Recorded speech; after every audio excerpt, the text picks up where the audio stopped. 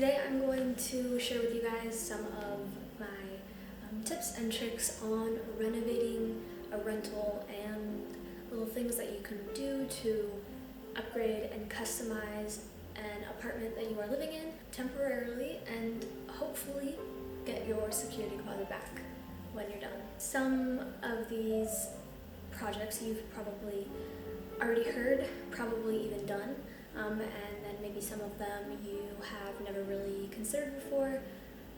Some will be very simple and fast, easy projects, and some will be a bit more of a task to take on.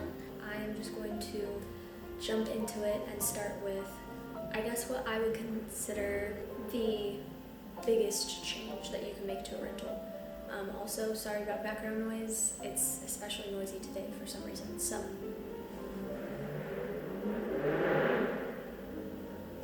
Like so. So in my opinion, the biggest, most dramatic change that you can make to an apartment is probably changing the floors. Floors kind of make or break what your apartment looks like and can change it so dramatically based off what kind of floors that you have. So let's start with carpet. If you have carpet in your apartment and you don't like it, you do have a few options on how to change it. The first being the most simple and the most commonly used method, which is just to put area rugs down or put different carpet over the carpet you already have. Obviously, very, very quick and easy fix. But if you have carpet and you've always dreamed of having like hardwood floors, you're not completely out of luck. If you go to a home improvement store, you can go and buy the faux wood that they have. It kind of locks together like a puzzle piece, and you actually can place that over short carpet. You can even put a layer of plywood down first to make it a little bit more sturdy. It's definitely kind of a bigger project to take on. Actually putting the wood pieces together is not hard at all, but to allow it to fit your space, you're gonna need a handsaw to trim them down to size, and that's where it kind of becomes a bigger task. If you've already got hard floors, you do have another option of something that you can do. This is the one that I always go with, and it is peel and stick flooring. As the name suggests, you just peel and stick it on. Super easy to apply. This is the one that I went with in my new place. I have the prettiest rustic hardwood floors in majority of my apartment, but in the kitchen and the bathroom, the floors were different.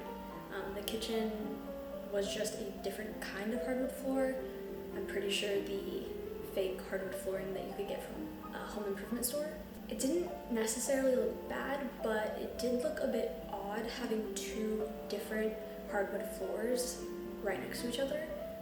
So I knew that I wanted to change that, and then the bathroom floors were just terrible. Just the dirtiest, big beige tiles that looked like they belonged in like a dingy classroom. I decided to go for a marbled, checkered look, kind of mimicking the floors in the Palace of Versailles. So I just bought a box of black tiles and a box of the cream colored tiles and put them together to get my checkered floors. They are thin enough that you can either cut them with scissors or cut them with a box cutter, depending. So fairly easy to fit it to your space. When you are going around an object, for example, a toilet, you might be wondering how the heck you're gonna get tiles around there. There's plenty of videos that you can actually just look up on YouTube that are very, very helpful, but I'll just tell you the method now. Really, really easy. You just get a piece of paper that is the same size as the tile that you're working with, and you fray the edge that is going around an object, in my case, the toilet, and then you're just gonna lay it down like you'd be laying down the tile, press it flush against the object, and trace it. Then you cut that out, and then you take that and you trace that onto your tile and cut that out again. And then you should have a perfect fit. You can adjust it as needed, but this is the easiest way to fit your tiles around objects. I didn't have any paper when I did this, so I just used paper towel, and it worked perfectly fine. I will say one thing that nobody seems to mention about peel and stick flooring is that it is a pain in the ass to get off. It is removable, but it's just a whole task to get it off. You have to heat up the tiles, so you can put a towel down and take an iron and go over it, or you can just take a hairdryer and you've got to heat it up a little bit to loosen the adhesive, and then you take a scraper and you have to scrape it up, heat up the glue, scrape off the glue, and then like scrub the crap out of your floors. It's a whole task. It'll probably take you a few days to do depending on how big your space is. So I just want to give a little forewarning for that one, but I definitely think it's worth it. So next up, let's talk about the walls. The wall is probably the most obvious fix. You can use wallpaper, removable wallpaper, super customizable, pretty easy to put up since it's usually a peel and stick like contact paper. Another really obvious fix to your walls that I feel like everyone avoids but I highly recommend doing is to just paint them. I know a lot of people are kind of afraid to paint apartment walls because usually it's against the rules, but if you get a paint sample of whatever color they are originally and you can go and buy that paint, then you can pretty much paint your walls however you want to, as long as you paint it back before you leave. And sometimes depending on the color that you want to paint it, management will actually allow you to do it. So for example, when I moved into this place, the bathroom was the most hideous shade of blue. And so I planned to paint it regardless of what they said, but I actually just went and asked them, can I paint it white? And they said yes. They said I could paint it whatever I wanted as long as I painted it back to white when I leave. Since I'm painting it white anyway, I don't have to change it when I leave. So you got wallpaper and painting, contact paper, stuff like that to upgrade your walls. But one thing that I also wanted to mention to kind of just upgrade and spice up your wall a little bit, something that you can do is to add kind of a faux wall molding. You can give your apartment those England vibes, those Parisian vibes really easily. If you go to the home improvement store, you go to the woodwork section and you buy the wall trim and wall molding. It's just a thin piece of wood, and then you paint it the same color as your wall, and then you cut it however you want it to look on the wall. I would usually recommend just rectangles. Make sure you cut the corners at 45-degree angles so you can fit them all together really nicely. And then you literally just take command strips and you put it on there and you stick it onto your wall. You can make your apartment look so much more fancy than it actually is if you do this. So highly recommend that. So with walls covered, let's move on to the kitchen. There's quite a few things that you can do to upgrade your kitchen. The most obvious being the cabinets and the countertops. Countertops, I feel like everyone has already done this. I feel like everyone's done the marble contact paper countertop trend because it's amazing and it works so well. So that's an obvious one.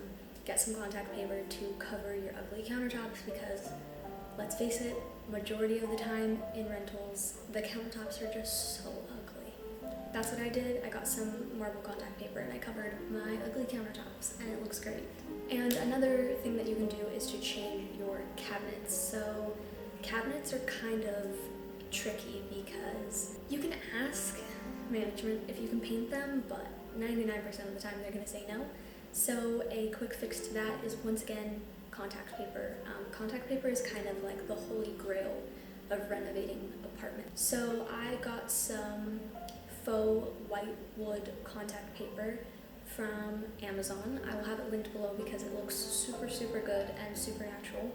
What you're going to want to do is remove all of the cabinet doors from your cabinets. Really easy to do. You just unscrew it with a screwdriver, and then you can put the base on.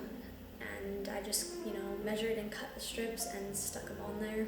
And then once you're done with that, you can get to work on the actual doors and apply your contact paper, re-put on all the hardware, and then reattach it to the cabinet. the more intricate it is, or the more kind of indents or engraves or designs are on there, the more difficult a time you're going to have. Mine, luckily, were just flat, so it wasn't really hard except for the edges. The edges were a little tricky and they didn't want to stick, so I ended up kind of applying the contact paper and wrapping it up almost like I was wrapping a Christmas present. So instead of kind of fitting the contact paper to the edge, I would, fit it to the front, and then I'd kind of loosely bring it around and then fit it to the other side. That is what worked best for me. As you can see in the footage, it was a little bit weird, a little bit complicated how I got the edges down and stuff, but that is how you can change some ugly cabinets. Another really good option is if the color is fine, but you just want to kind of upgrade a little bit, change the handles and the knobs. Unfortunately, my cabinets have no handles or knobs, and at first I tried a bunch of different ways to attach handles and knobs using construction adhesive or using command strips, and none of it worked, honestly. I actually just contacted management, asked them if I could just screw handles and knobs in. Sometimes if you ask them if you can and you tell them you can leave them on when you move out, sometimes they'll let you. They have not responded to me yet, so I'm not sure if they will let me, but hopefully they do, because I would really like to have handles on my cabinets. So that is countertops and cabinets. Another quick fix that you can do to a kitchen is to replace the knobs on your stove and your oven. This is super easy to do. You just have to find out what make and model your appliances are, and then you just go on Amazon, search up replacement knobs and find the ones that fit. You could buy some and then you can paint them whatever color you want. I ordered some in this fake stainless steel. I actually planned on spray painting them gold, but I ended up actually liking the way that it looked. So I ended up just keeping it as is, and it made such a big difference. It's a really small thing, but it just made it look a lot nicer and a bit more customized than it did before. And you actually can also replace the drip pans. Absolutely do not spray paint them. Like, you can spray paint the knobs and stuff is fine. Do not spray paint drip pans, because that is definitely a fire hazard. And I think that is all of the tips for the kitchen, so let's move on to the bathroom. Probably one of the most common upgrades that you can make to a bathroom when you move into a rental is to replace the shower head. If you would like to take nice, luxurious showers with actual water pressure, I highly recommend doing this. Of course, as with the kitchen and the rest of the apartment, you can follow all the previous tips to change the walls, the countertops, the cabinets, and the floors. But maybe something you didn't consider is that you can also switch out the towel rack and the toilet paper holder. These seem very tricky to get off, but they're super, super easy. Usually there is a hidden little screw underneath on the bottom, and you have to find a screw head that will fit in there. But if you just unscrew that little piece, it'll pop off, and then you can unscrew the actual hardware that's attached to the wall. Something else that you can actually do with your kitchen and your bathroom is to actually change the entire faucet. This is kind of a more dramatic project, definitely a little bit more tricky to achieve and a bit more expensive, but you can temporarily change your entire faucet in your bath and your shower and on your sinks. Same with the handles on the cabinets. You can actually switch out handles on pretty much anything, including the doors. If you want to change the knobs and add some like really pretty, really vintage knobs on there, you can. You can also switch out the plates that go over your outlets and wall switches. I did this for my light switch in the bathroom, although I still need to paint it. I'm gonna probably end up painting it gold because right now it's copper, but super easy. You just unscrew, pop the plate off, and screw a different one on, And another thing that you can do that can really change the look of a place is to switch out the blinds. Usually apartments have just really generic blinds, so you can switch them out for nicer, fancier blinds, different colored blinds, or you can even take them off completely and put curtains up. And I think that that is all of my tips and tricks for renovating a rental. I'm sure there's lots more things that you can do. Really, the possibilities are endless. Hopefully watching this gave you some inspiration on things to change. I already know my most asked question is going to be if I'm going to be doing an apartment tour. The answer is yes, I will be doing an apartment tour, but I actually don't have all of my belongings yet. Majority of my furniture, all of my clothes, all of that stuff still has not been brought by the movers yet. So once I get all of that and I get it unpacked, I absolutely will be doing an apartment tour. That is pretty much it. So till next time, stay cozy.